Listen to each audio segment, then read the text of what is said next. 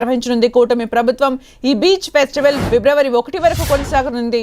సాగరం నుంచి శిఖరం వరకు అనే ప్రత్యేక థీమ్ తో వీటిని నిర్వహిస్తోంది ప్రభుత్వం. 9 రోజుల పాటు విశాఖ వాసులతో పాటు పర్యాటకుల్ని సందర్శించే చేయనుంది. ఈ ఏడాది ఉత్సవాలను సీ టు స్కై అనే ప్రత్యేక థీమ్ తో నిర్వహిస్తున్నారు. సముద్ర తీరాన్ని నుంచి అరకు గిరి శిఖరుల వరకు ఈ వేడుకల్లో భాగం కానున్నాయి. కేవలం విశాఖ నగరానికే పరిమితం కాకుండా అనకాపల్లి, అల్లూరి సీతారామరాజు జిల్లాలను కలుపుతూ 20 ప్రధాన వేదికలపై 500కు పైగా కార్యక్రమాల నిర్వహణకు పర్యాటక శాఖ ప్రణాళికలు రెడీ చేసింది. వైజాగ్ లో ప్రారంభమయ్యే వేడుకలు ఫిబ్రవరి 1న అనకాపల్లిలో ముగియనున్నాయి. విశాఖ ఉత్సవాల కోసం ఆర్కే బీచ్ కాళీమాత ఆలయం దగ్గర ప్రధాన వేదికను ఏర్పాటు చేశారు. ఇక్కడ ప్రతిరోజు సాయంత్రం 6 గంటల నుంచి 10 గంటల వరకు కార్యక్రమాలు నిర్వహించనున్నారు. స్థానిక కళాకారులకు ప్రోత్సాహంగా నోవాటెల్ ఎదురుగా గోకుల్ పార్క్ దగ్గర ప్రత్యేకంగా సాంస్కృతిక కార్యక్రమాలు ఏర్పాటు చేస్తున్నారు. ఇక్కడ సాయంత్రం 5 గంటల నుంచి రాత్రి 7:30 వరకు వివిధ కార్యక్రమాలు జరుగుతాయి.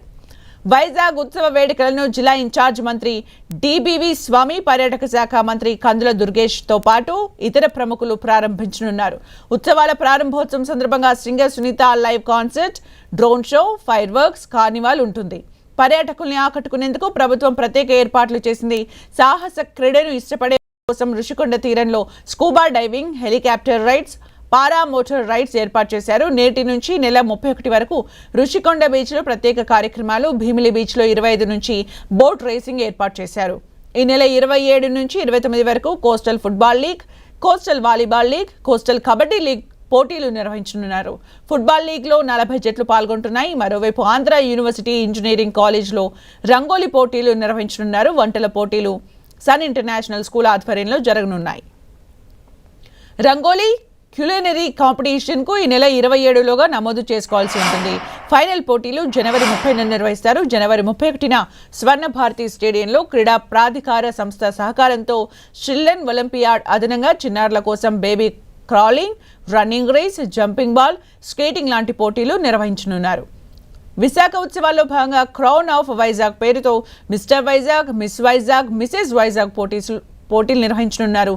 వీటికి సంబంధించిన ఆడిషన్లు విఎంఆర్టీఏ చిల్డ్రన్ ఎరీనాలో ఉంటాయి. ఈ ఉత్సవాలను విశాఖపట్నంతో పాటు అనకాపల్లి, అరకు ప్రాంతాల్లోనూ నిర్వహిస్తున్నారు. ఇక విశాఖ ఉత్సవాల నిర్వహణకు సుమారు 8 కోట్ల బడ్జెట్ను కేటాయించింది ప్రభుత్వం. సాహిత్య ప్రేమికులను ఆకట్టుకునేందుకు 650 మందికి పైగా కళాకారులతో కూడిన జానపద, గిరిజన నృత్యాలు, జాతీయ స్థాయి సినీ నటులు, సంగీత దర్శకులతో మ్యూజిక్ కన్సర్ట్లు ప్రతి సాయంత్రం జరపనున్నారు. ఆర్కే బీచ్ వేదికగా జరగనున్న అద్భుతమైన డ్రోన్ షోలు, ఆకాశంలో రంగులు చిమ్మే బాణసంచా ప్రదర్శనలు ప్రత్యేక ఆకర్షణగా నిలవనున్నాయి. ఈ ఉత్సవాలకు దాదాపు 10 లక్షల మంది పర్యాటకులు వస్తారని నిర్వాహకులు అంచనా వేస్తున్నారు.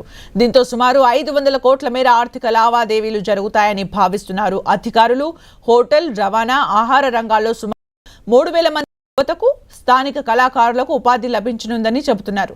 విశాఖ ఉత్సవ వేడుకలను 3 విభాగాలుగా విభజించినట్టు అధికారులు తెలిపారు. ఇవాళ ఉత్సవాలు విశాఖ వేదికగా ప్రారంభం కానున్నాయి.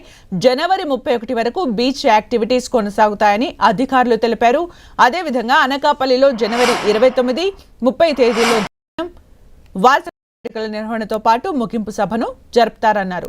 జనవరి 30, ఫిబ్రవరి 1 తేదీల్లో గిరిజన సంస్కృతి, నేచర్ వాక్స్ వంటివి నిర్వహిస్తారని తెలిపారు.